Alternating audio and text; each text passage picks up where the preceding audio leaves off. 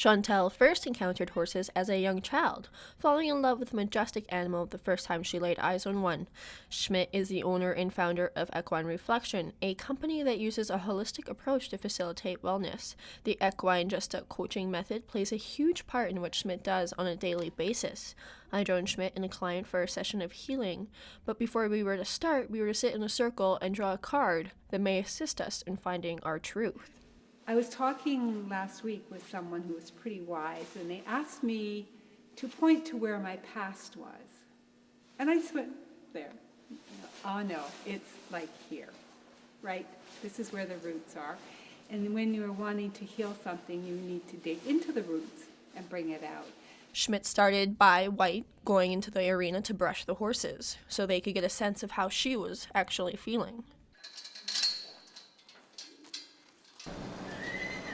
Once White was inside, it did not take long for the horses to sense the scared little girl she had channeled previously.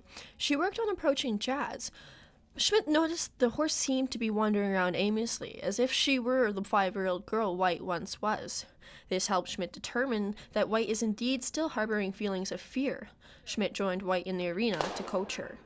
Joan came out and she wanted to explore, a little bit about what she was clear on it being something from her childhood.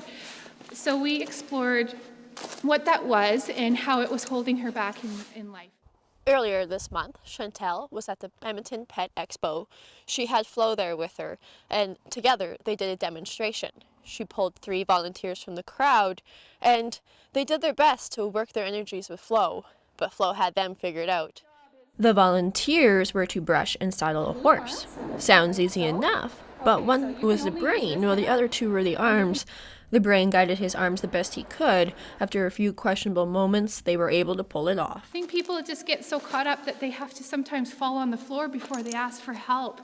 And yet, these animals can just help with everyday life struggles. We all have it. And, you don't have to be feeling really down in order to come explore life in this way.